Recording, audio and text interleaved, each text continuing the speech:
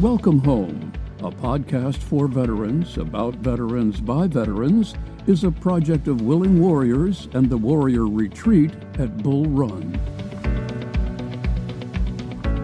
Good morning. I'm your host, Larry Ziliox, Director of Culinary Services here at the Warrior Retreat at Bull Run. And this week, our guest is Ron LaBrec. He's the Chief Marketing and Communications Officer for the Coast Guard Foundation. And Coast Guard is a favorite of mine. A number of my chefs at the Visiting Chef Program here at the Warrior Retreat are amazing Coast Guard chefs. Chief Johnny Toman, who's at the Naval Observatory, and Danielle Hughes, Chief Danielle Hughes, who's no longer serving as a chef. She had been the chef for the chairman in his residence a couple of years ago, but she's now in charge of recruiting in Manhattan, New York City, which is kind of an odd thing, but I've noticed that this is something that the Navy and the Coast Guard do, is that when you make chief, they just think you can do anything. So they'll take you out of the job you have, 15 years experience in and put you into something new that you have no understanding of. But it's a little hard to figure out coming from the Air Force. But the other thing is, too, I want our listeners to understand that Ron is, when the Coast Guard Foundation went looking for somebody to handle their communications, they didn't just put an ad in the paper and take the first guy that signed up. Ron has over 29 years experience with the Coast Guard. During that time, he was Director of Public Affairs for the Coast Guard, Commanding Officer of the Coast Guard Recruiting Command, Chief of the National Search and Rescue School, which had to have been pretty cool, and Assistant Superintendent of the Coast Guard Academy. So I don't think there's anybody out there who knows more about the Coast Guard than Ron. So listen, Ron, welcome to the podcast. Well, thank you, Larry. It's really to be with you, and I'm glad that you have a warm spot for the Coast Guard in your heart there, and I'm glad our Coast Guard culinary specialist chiefs are helping you out there. They're wonderful folks, having served on several Coast Guard ships. It all comes down to how good the food is in terms of promoting morale and keeping everybody fueled. So I'm glad you're experiencing that as well. Yeah, they're phenomenal chefs. I mean, both of them have been military chefs of the year. Johnny Toman won the American Culinary Federation Chef of the Year in 2024. So having competed against some of the best chefs in the country, he was number one. So take every opportunity I have to talk to folks about military chefs, and because I don't think they realize how good they are and how important it is to eat good food when you're working 12-hour shifts. So it is, if the food's not good, the morale's not good. You said it. Yep. And I'm glad Chief went up to recruiter in charge, I take it, probably at the Manhattan recruiting station. It's pretty funny. When I became the commanding officer of the recruiting command for the Coast Guard, I too had no experience of recruiting. But we certainly learned a lot, and it's wonderful. It's a great leadership opportunity for a new chief to do that in the public and bringing aboard the newest service members, the next generation of Coast Guard members. So I trust she's going to do great, and her legacy will endure in the new members that she brings aboard. Yeah, she actually came back from New York City in November when we do our annual Home Away from Home dinner, where we invite about 70 wounded warriors and their families out for a home-cooked Thanksgiving dinner this Sunday, the weekend before Thanksgiving. And Danielle came down from New York City to help with that. And I think she misses doing that kind of thing, but I think, too, she's very excited about her new role. And, it's an important role, too. I think a lot of folks out there, not our military listeners, but a lot of listeners think that, you just show up at a recruiting office and, they get a piece of paper out and you sign your name. Next thing you know, you're off to basic. And it just doesn't work like that. And the Coast Guard, like the Air Force, they're picky about who gets that privilege to be a member of their branch of the service. And so it's an extremely important role. What did you find was the hardest thing when you were in charge of the recruiting command? What did you find the hardest thing was for you to do? That's a really interesting question. So we had about 70 to 80 recruiting offices across the country in all around the coast, but then also in middle America, trying to recruit folks from all over the nation to serve. And probably the biggest, I don't know if it's a challenge, but the biggest thing that we had to communicate to the many applicants and prospects and their families was kind of exactly what you said. It shouldn't be a decision taken lightly. It's a wonderful opportunity to serve in the Coast Guard or any of our military services in terms of the work you get to do, the people you get to serve with, and the skills that you acquire. But it's not for everybody, right? And so, to be informed and make sure that these young people and their support networks understood what they were getting into and were excited about it, were prepared for it, making sure that they were physically prepared for the rigors of boot camp. That was really the biggest part, right? It's just making sure that the fit was good, because when we brought somebody aboard, we really wanted to make sure they were successful. We obviously had to make mission, right? We had to bring the people aboard that we needed, but we wanted to make sure everybody was going to be successful at boot camp. And then we're excited about their careers as they went out into the fleet. The last thing we would want to do is to sell somebody a story that wasn't going to match their reality, because then you just would have a person that was not satisfied, disgruntled, and wasn't kind of up for the challenge. That was really it. It was about educating and then helping people make the right decision while still bringing in all the folks that we needed to support the fleet. Yeah. So 29 years, that's a long time. Well, how did you make the decision that it was 29 years and not 30? Well, that brings us to the topic of today's conversation, the Coast Guard Foundation. It was funny, Larry. I never planned to make a career of the Coast Guard. It wasn't that I had an objection to it. It just wasn't like a long-term plan that I had. I graduated from the Coast Guard Academy in 1989, many, many years ago, and went to a ship and had an incredibly great first tour on the Coast Guard Cutter Campbell. Which was out of New Bedford, Massachusetts at the time. We did mostly drug interdiction enforcement, as well as some fisheries enforcement, making sure the fish stocks were in good shape, and just had a wonderful, wonderful time there. And so, with every step of the way, every tour, I just kept having more and more fun, and they let me do different things and new things. And then I enjoyed the people I was with and enjoyed the mission. And then 29 years later, I knew that I was going to have to find something else to do, because you can only serve 30 years as a commissioned officer unless you enter the Flag Corps. And I was up at the Coast Guard Academy, and the then president of the Coast Guard Foundation, who is now my boss, Susan Ludwig, came in to talk to me and the superintendent of the academy about the support that the foundation was providing to the Coast Guard Academy, which we were well aware of, and as well as the support that they were providing to the broader Coast Guard all around the country. And as she was having this discussion, she explained her vision and her plan to grow the foundation to a much larger organization with much more impact on the Coast Guard. And she explained how she was opening up new fundraising regions around the country to kind of power that. It just kind of, I had known about the Coast Guard Foundation for many years as a Coast Guard member. But I was thinking, that's kind of interesting. She's going to grow. It's going to have more of an impact. I knew I needed to do something else within the year. I was probably going to retire at 30. And so I went back and talked to some of my mentors and some folks and said, I wonder, if I should throw my hat in that ring and see if I could do that job, because then I could do something different, but still support the team as it is, support the Coast Guard. I had done public relations work and some training work and recruiting, obviously.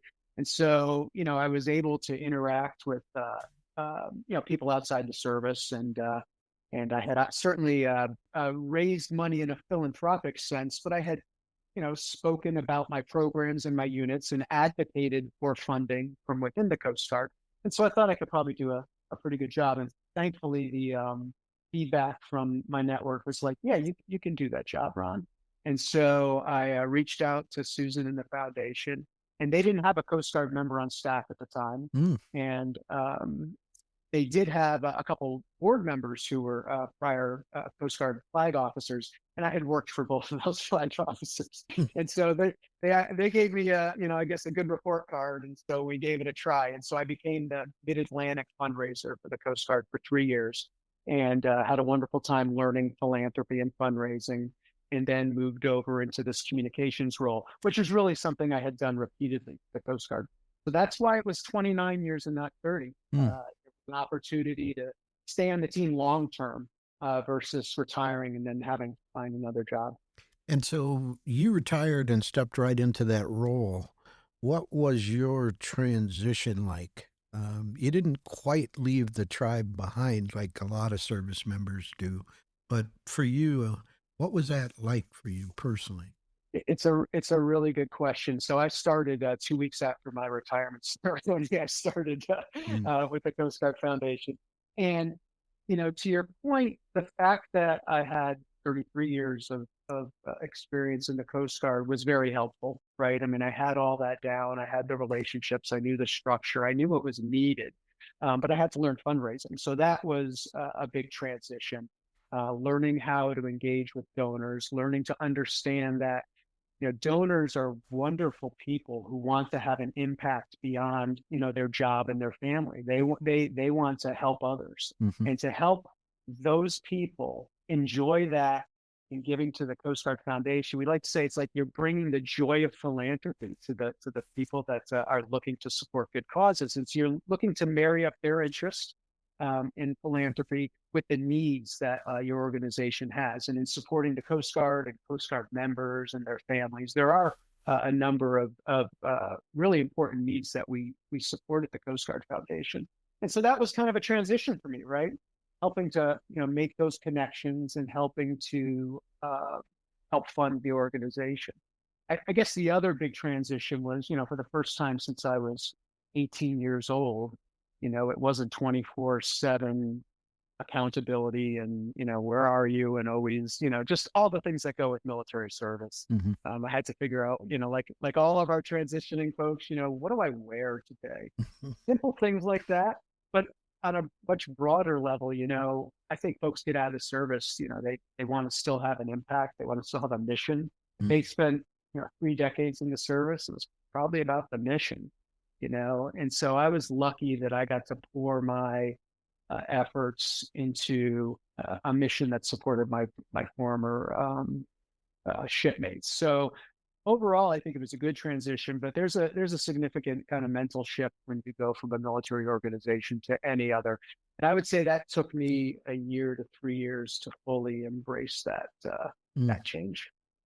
Did you make a VA claim, disability claim? Yeah. So before I retired, as part of the transition, the Coast Guard makes sure that you get your kind of your last physical, and they make sure that you this knee, that ankle, the different parts that are broken. They make sure they write all that up so you can provide that to the VA.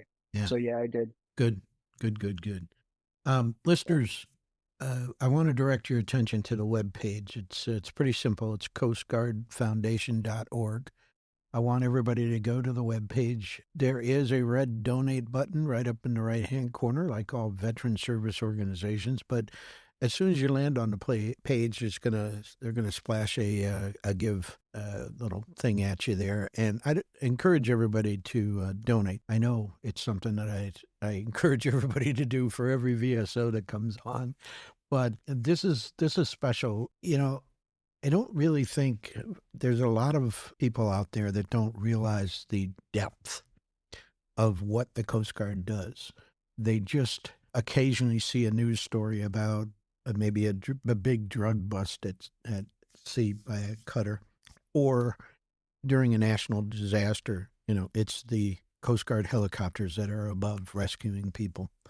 But they also do a lot of maritime work with the buoys and everything that's out there to keep the flow of all these goods coming to the United States and the shipping in at least some sort of order. And it's just amazing the work that they do. And there are a couple of things that the foundation does that I really wanted to highlight and talk to you about. Number one was emergency assistance for Coast Guard members. Can you talk a little bit about how that helps service members? Yeah, absolutely. So, at the Coast Guard Foundation, we focus on Coast Guard members and Coast Guard units. And in that way, we really kind of support the Coast Guard as a whole in terms of meeting its mission. Our main areas of focus are readiness with the member, their resilience, and then their families, because that allows them to serve. And so, when you look at all of our programs, of course, across education, morale and wellness, and emergency and tragedy assistance, that emergency response mission that you mentioned really hits all those things, right? Readiness, resilience, and families. So if there's a hurricane or flooding or fires, all the different types of emergencies that can impact communities around the country, and there's a Coast Guard unit in the vicinity, in most cases, those Coast Guard members are going to be responding to that emergency. Obviously, you mentioned hurricanes is the obvious example, but because they're along the coast and there's water and wind involved, and so the helicopters and the boat. But even flooding, just recently in Western Washington, you may have heard there was significant rainfall and flooding and mudslides occurring in the western part of that state. Mm-hmm. And Coast Guard units responded to save people and rescue people. And so, as those members are responding, their families and their homes and their possessions and vehicles are often being impacted as well. And, they're losing their homes and suffering from the same disaster. And so what we try to do is we try to provide them a level of emergency support so that they know that their families will have access to resources. They will be taken care of, and they will be able to rebuild. They will have support in rebuilding. And we do this with there's other organizations that provide this sort of support as well. And we partner with them, and we do that so that the Coast Guard member can keep their mind on the mission. They can respond, they can support the local community, they can help rebuild that local community, knowing that there's people standing behind them to help them rebuild. And so it's a really important program for us. Let's see, 2024, we did $1.5 million, over 600 families. Wow. We supported through emergency assistance. And that's because the hurricane season, as you remember in 2024, was really devastating.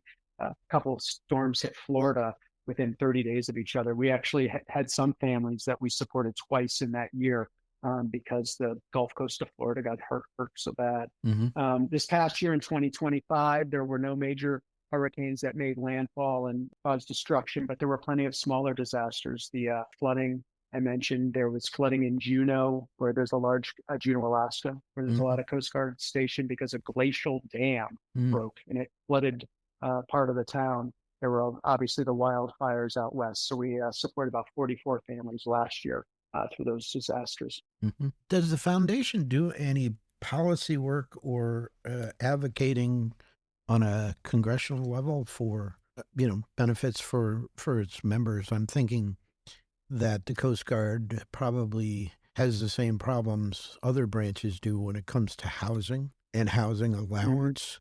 Are you guys doing any of that? No, so we're a social services organization, so we don't do any policy work or lobbying. But one of our missions is, though, to acknowledge Coast Guard service and Coast Guard missions and try to help the public understand them so that the public understands that the Coast Guard is an important service for security and for safety, as you mentioned, in the maritime realm, as well as for the economic prosperity of our nation. Probably 90%, I've heard that number, of the things we use and touch and burn and eat and, things that come in contact with us over the course of a day have probably come over the water at some point. And so the Coast Guard facilitates all that commerce, which contributes trillions of dollars to the GDP and, affects millions of jobs. And so while we don't do the lobbying, we try to basically help people understand how important the Coast Guard is. Well, I don't know how they can't understand that. I think most people think of the Coast Guard, that the one job that stands out to all of them is rescue swimmer, and the amazing bravery and work that they do to help people who are in trouble when they're out on the ocean. I'd like to go back to what you said before about helping the families, because the family served along with the service member, and it's hard. It is hard on families to move, especially kids, and, some of the places where you have Coast Guard stationed, housing is a huge issue, especially in Florida and areas like that where it's hard to find housing or it's really super expensive and they have to live a good distance from the base just to be able to afford housing based on their housing allowance. So it's a strain on the entire family, and God bless you, you guys, for helping them out. The other thing that jumped out to me is you've got a scholarship program, which I want our listeners to know about. How does that work? Is that for the kids? Is it for the service member, the spouse? Yeah. So Larry, I just want to echo what you said about, families serving too. We say that all the time. The members sign up, but the families serve right alongside them. Through the deployments, through, shift work, living at remote units, those frequent PCSs that all military families endure. And that's why we focus so much on family support as well. One of the things that's different with the Coast Guard is most of their members and most of their units are out in the communities they serve, right? There are Coast Guard bases, but they're very small by Mm-hmm. kind of like the traditional sense of what a military base is. And so most folks live out on the economy. Mm-hmm. They live in the communities. Their kids are going to the community schools. In many cases, those remote units, they may not even have a kind of an adequate housing stock in that town, right? That can allow for people to rent. Or as you said, in some cases, they're in the Gulf Coast of Florida and the housing is very expensive. So they're driving. And so all those things, we try to support the families in any way that either helps them thrive in a military life, a military family life, or helps their member be ready for their job, or helps them build community where they are, right? Because they don't have that base to build that community. And so we try to bring people together, families together, so they can find that community wherever they are, big base, small unit. Mm-hmm. Our education programs really serve the entire base there. So we have education programs and grants for members. We have workforce development classes we provide for members. We provide spouse education grants for the spouses of members, because your folks are probably well aware that the spouse employment gap, right, between a military spouse and any other person. At one point, I think it was 25% distance between the employability of just a person and a military spouse. Mm-hmm. It's huge, and so we provide those grants to at least help them get their degree, get a new certification, kind of reinvent themselves for wherever that PCS move is taking them.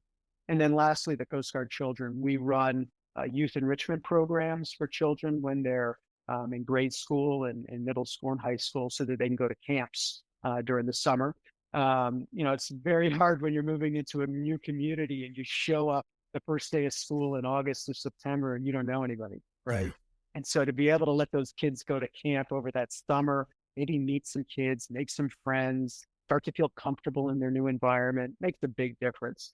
And then beyond the youth enrichment program, we run college and trade school scholarships for the children of Coast Guard members and retired Coast Guard members.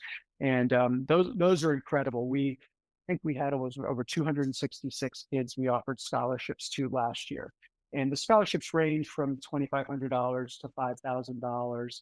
Wow. And, one of the things we're working to do as part of that growth that I mentioned earlier is serve more and more Coast Guard kids, provide more scholarships, and then up the amount.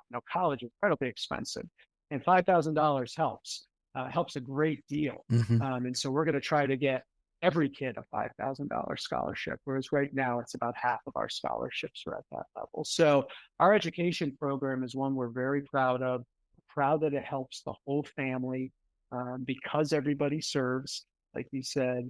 And we're proud of the fact that it not only helps kind of the Coast Guard member, their spouse, and their children, but it helps the broader community, right? Because you're helping people gain skills, you're helping people be successful in life.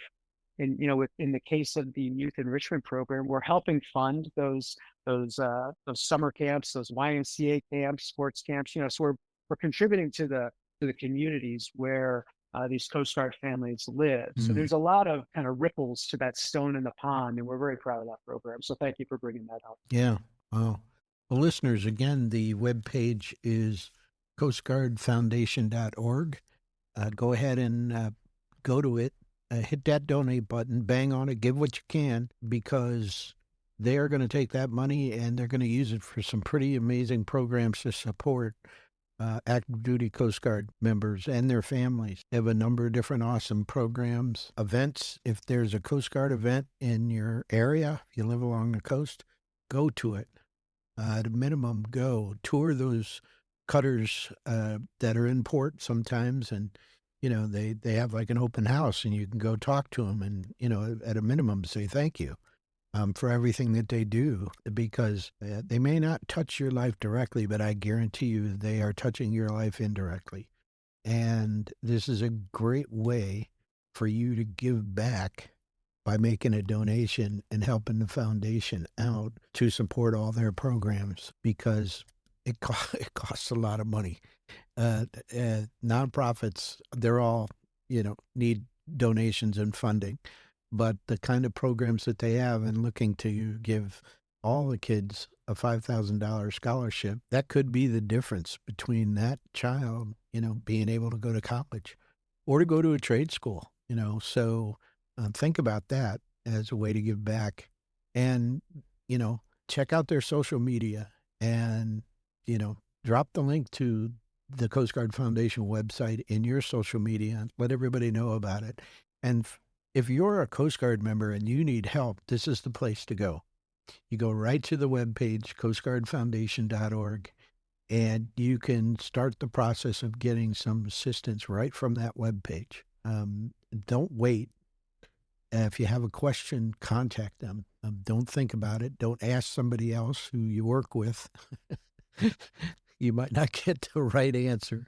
Go directly to the source at the foundation and see if they're able to help you. Where do you see the foundation in, say, 3 to 5 years? Are there programs that you'd like to see implemented that you don't have operational at this time, or certain ones you'd like to expand? What's the vision look like? Yeah, Larry, that's a great question. Thank you. We are currently in the middle of a 5-year strategic plan, and our goal is to triple our support that we provide to the Coast Guard. If you look a couple of years back, it was about $5 million in support annually. We're looking to stabilize that in 2 years at $15 million annually, and then grow from there.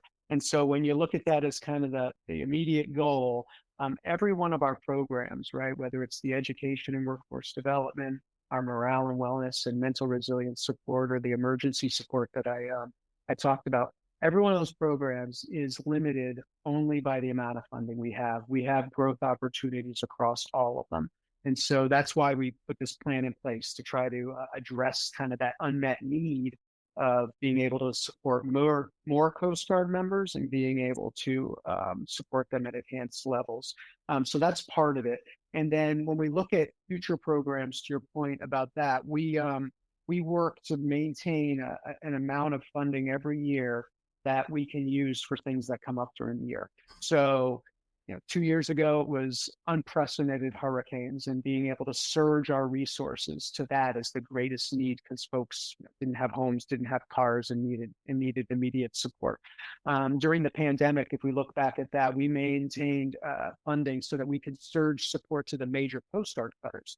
Because you may recall, so ships were still getting underway, Navy ships and Coast Guard ships, and what those crews had to do is they had to isolate for, I think it was 2 weeks to 4 weeks before the ship got underway, had to go do their mission, and then had to isolate a bit when they came back. And so that was incredibly taxing on those crews. So we surged support to those major cutter crews to be able, when they're underway, to have some morale and wellness activities and have things on board that would, provides them some relief. When you look at things for the future, mental resilience continues to be an important program for all the military services. We know about the suicide.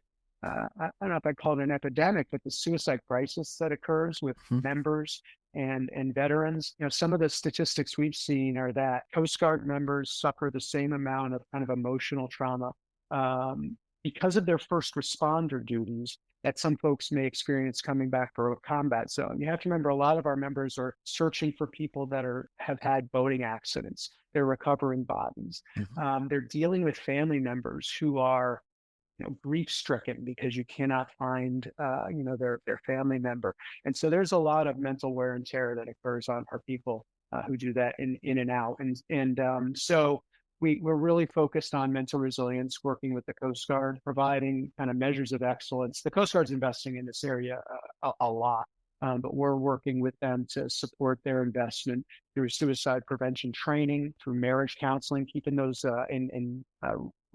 marriage retreats, keeping those marriages strong, because that's an important part of the members' mental resilience. And then working with crews to have resiliency outings and different things that can help that crew maintain their esprit de corps, their camaraderie, but also be able to, know as a crew that they can do something really difficult and then be able to transfer that to their operational realm. And so mental resiliency is probably one of the areas that we're going to lean into more and more over the next several years. The field commanders are telling us that it's important.